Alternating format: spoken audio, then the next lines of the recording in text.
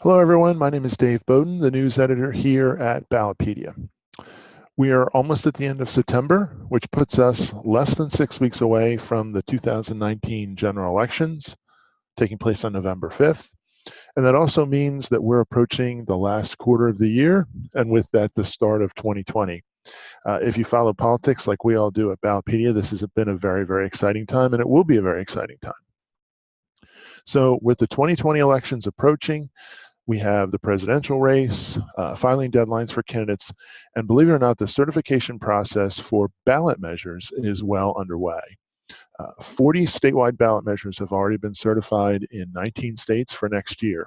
And although that seems like a lot, and I thought this was really interesting, in the last 5 even-numbered years, from 2010 to 2018, there was an average of 172 statewide measures.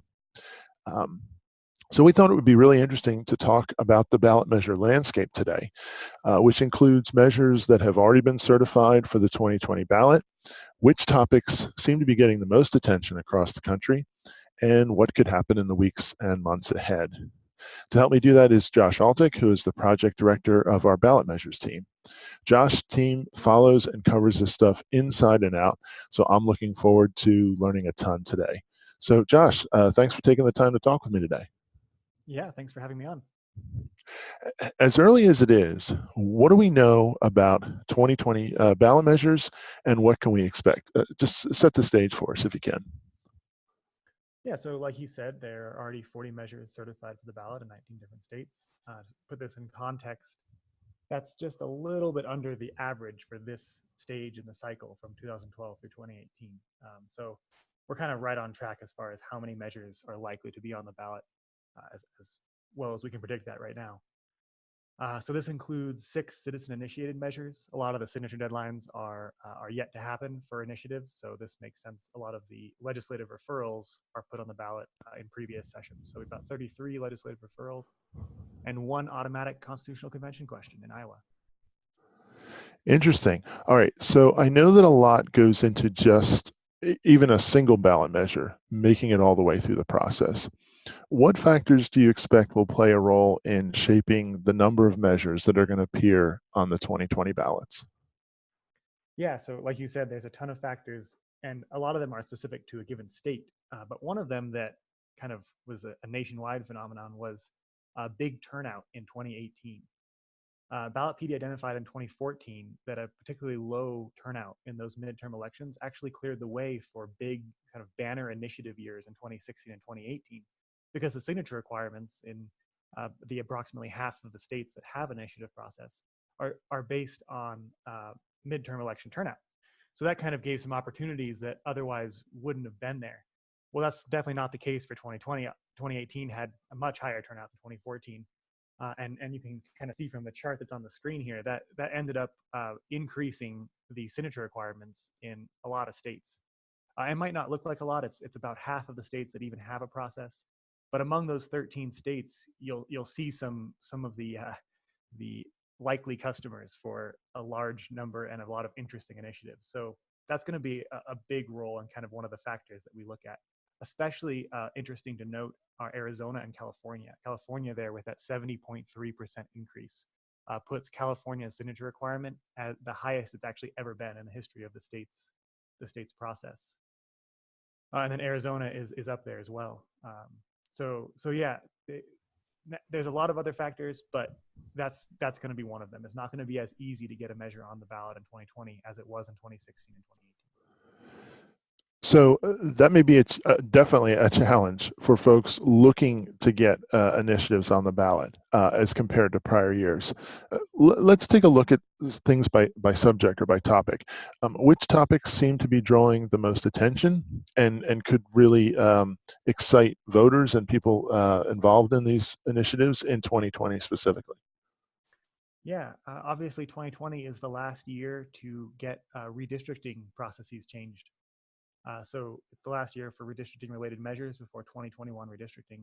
We saw kind of a trend starting in 2018 with redistricting commission measures on the ballot in several states, and there was success there. And ballot measures, it's a world where success breeds more efforts. So I'm expecting to see some redistricting measures on the ballot in 2020. That being said, none have actually been certified for the ballot yet, but some states to watch early on. Proponents have filed initiatives in Arkansas, Mississippi, Oregon, and South Dakota concerning either a redistricting commission or redistricting requirements. And then in Virginia, the legislature passed a measure early this year, and they need to pass it one more time in 2020 to get it on the ballot. So those are some states to watch early, but I'd be looking at that topic as something that people are interested in 2020 elections. Now, one other topic that we saw that was very prominent in 2018 was Medicaid. Do you think we'll see more measures about that in 2020? Yeah, I expect that to be, I don't see a difference between this and 2018 as far as why you'd see that on the ballot. Interestingly enough, 2017 was the first year ever that we saw an initiative to expand Medicaid on the ballot, and it was in Maine. And then in 2018, the trend kind of took off with 5 other Medicaid expansion related measures. So I would see no reason for that to stop in 2020. Right now, we're tracking initiatives filed in Missouri and Oklahoma to expand Medicaid. And so I'd look to at least those states as a chance for having them on the ballot and possibly others. And you mentioned interesting topics for 2020. Another one that we've never actually seen on the ballot before is the National Popular Vote Interstate Compact. Colorado has a veto referendum concerning that in 2020. Yeah, thanks for mentioning that. I want to go into that just a little bit deeper. The National Popular Vote Interstate Compact has been talked about quite a bit over the last few years. And most of the action that's happening related to that has been a result of goings on in the state legislature. Can you explain a little bit further what is happening with this measure in Colorado? Yeah, so like you mentioned, this one also started with action by the legislature. So in Colorado, voters will decide a veto referendum. So veto referendums are kind of a rare kind of measure that challenge a bill recently approved by the legislature. So they'll be the first state to decide whether or not to join the compact and pledge the state's 9 electoral college votes to the presidential candidate that wins the most votes nationwide rather than in Colorado specifically. The legislature approved the bill joining Colorado to the NPVIC earlier this year, and then opponents collected enough signatures to suspend the law and put it before voters. So like I mentioned, this will be the first time a state's voters actually directly decide whether to join the compact. So far, 14 states and Washington, D.C., representing 187 electoral college votes have joined. And all of those have been through laws passed by lawmakers, not by a vote of the people. So the compact itself wouldn't take effect unless enough electoral college votes, 270, were represented by the compact to actually decide the election.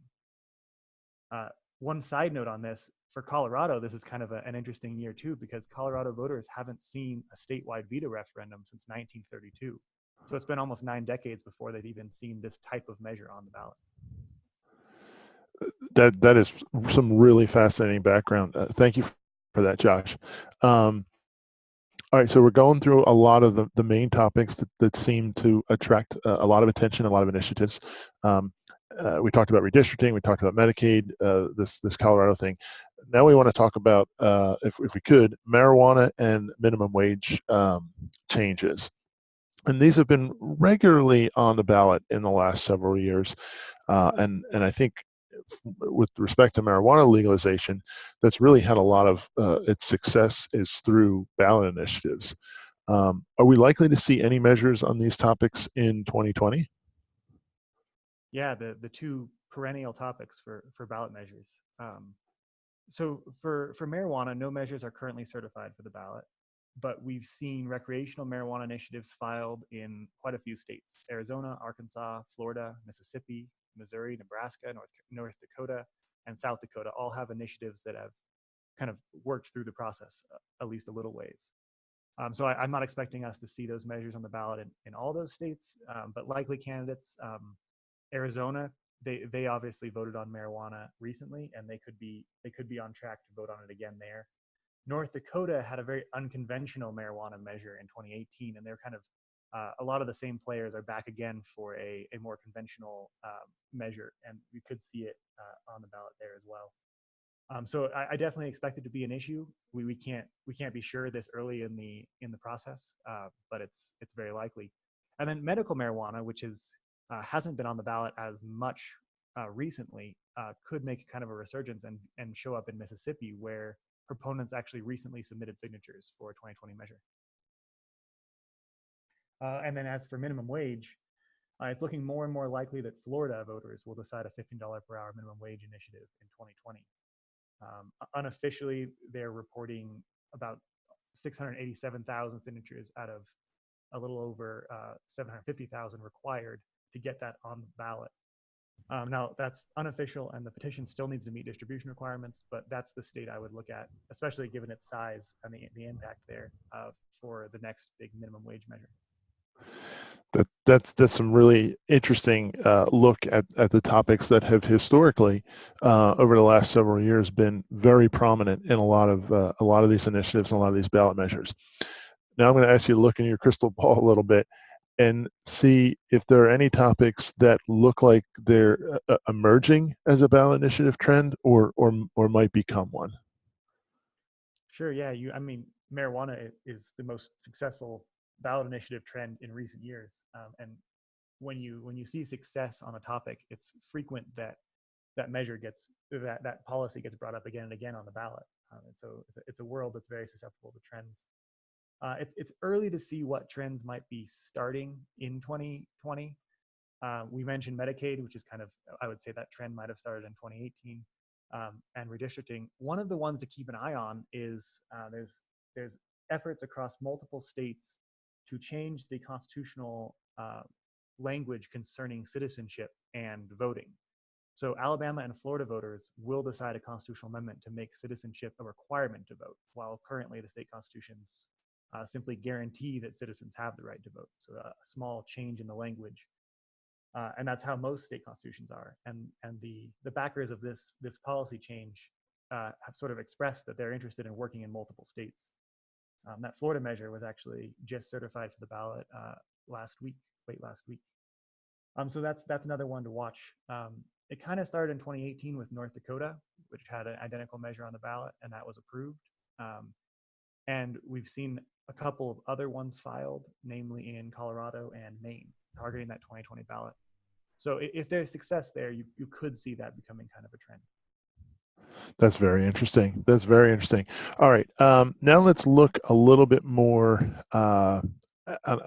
Let's take a look at the biggest state, and that's California, which historically has seen quite a few ballot measures. Going back to 2018, California voters decided 5 in June in the primary, 12 in November. In 2016, voters decided 17 ballot propositions in the November elections. I know you talked about the signature requirements a little bit earlier, but what do things look like? What does the landscape look like for California voters in 2020? Sure, yeah. So just given how much the signature requirement increased, I would expect there to be fewer citizen-initiated measures on the ballot. But that obviously won't affect the legislature's ability to put measures on the ballot. So let's just go over what's happened so far. 3 measures already qualified for the ballot, all citizen-initiated. And they actually qualified based on how some timing worked out, based on the lower signature requirement. One of those campaigns is actually kind of starting over with a new version, but there will be at least 3 on the ballot, including a veto referendum letting voters decide whether or not to make California the first state to replace the cash bail system with a risk assessment system for detained suspects awaiting trial. So that's kind of a unique measure we will see there for sure. So California, like you mentioned, it's not only a huge state with a lot of initiative activity, it almost always has a huge amount of ballot measure campaign spending. So it's always interesting to look at what measures might be the most expensive ones. And in 2020, there's kind of a veto referendum battle brewing over legislation to classify independent contractors as employees. This especially affects companies like Uber and Lyft, who have already kind of committed a certain amount of funding that could make that measure one of the most expensive in 2020, if not setting some historical records if it actually makes the ballot. It's always surprising to me when I travel to California in an even numbered year to just see as much ballot measure advertising as there is on television in California, because I live in a state where there just aren't as many. So I can definitely understand what you're saying in terms of the amount of spending and on a lot of these initiatives, especially when they have so many. Um, I know one topic that you also focus on are measures that impact the process itself. That is, ballot measures about ballot measures, so to speak. Because I guess, for sure, these will determine what the requirements are for any kind of future initiatives. What have we seen related to that? Yeah, measures that change the direct democracy processes are always interesting to me since they actually shape the landscape for future elections. So I'm always keeping an eye out on those.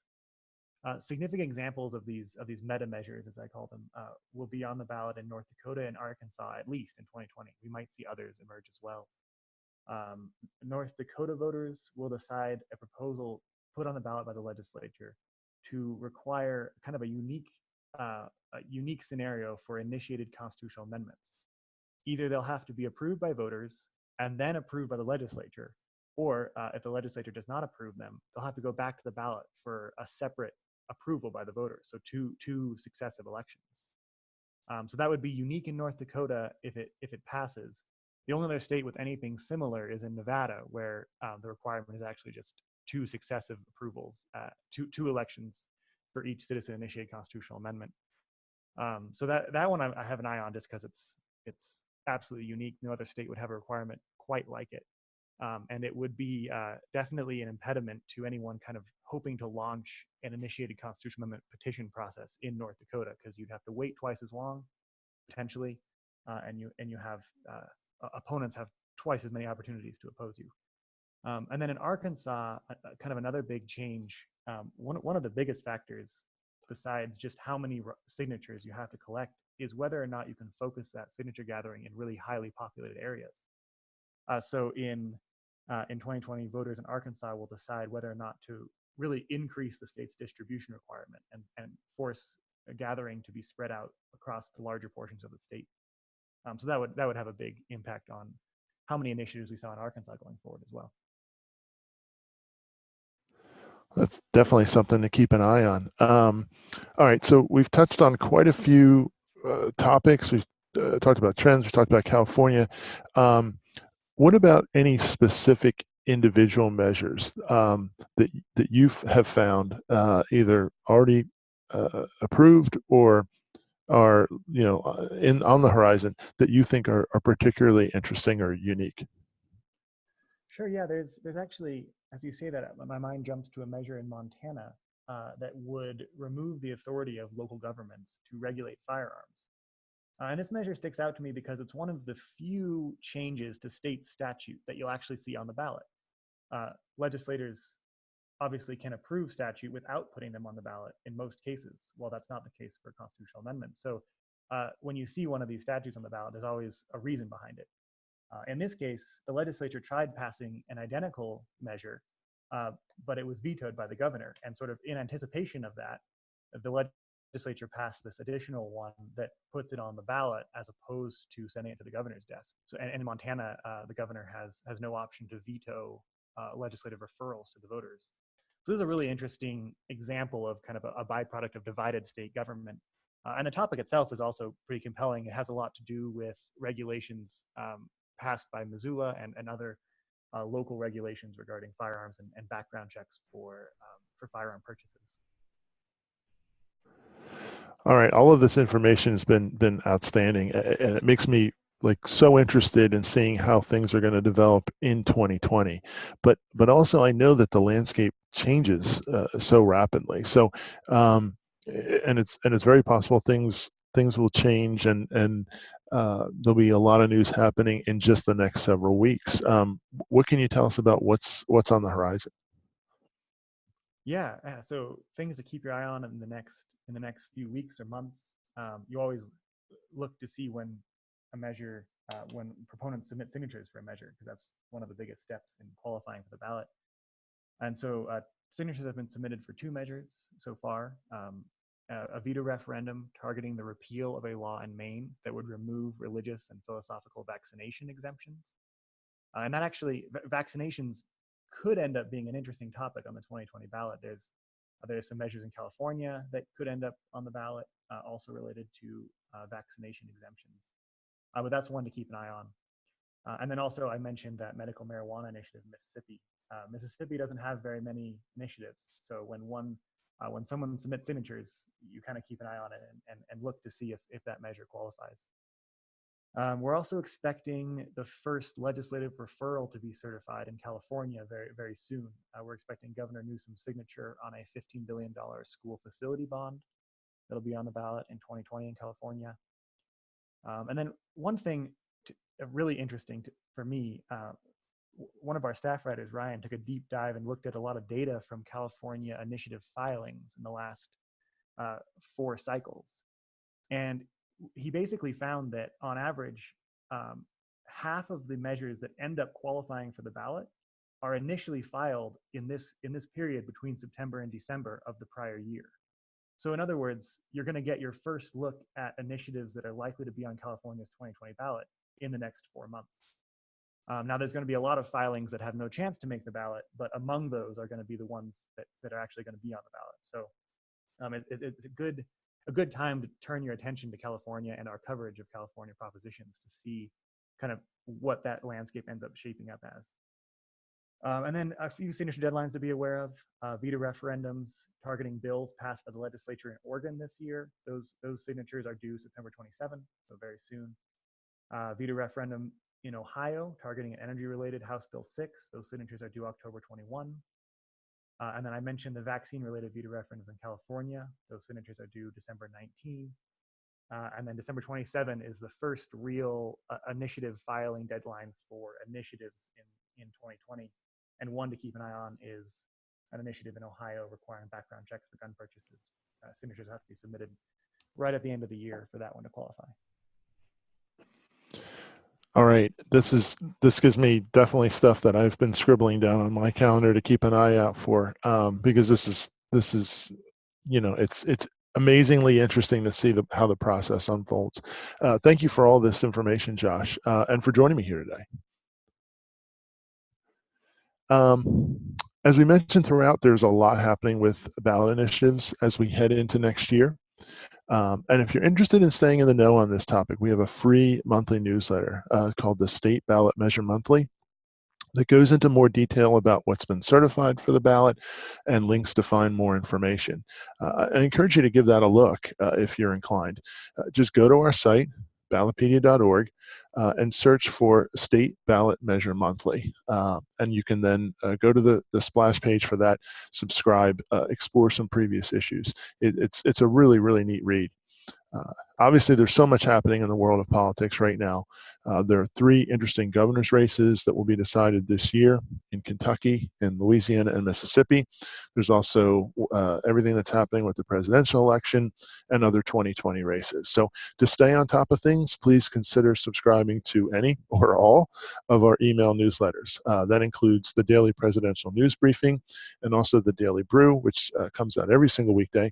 And then for a great summary on a weekly basis, there is our weekly newsletter, The Tap. Thanks for joining us, everyone. Thanks for watching.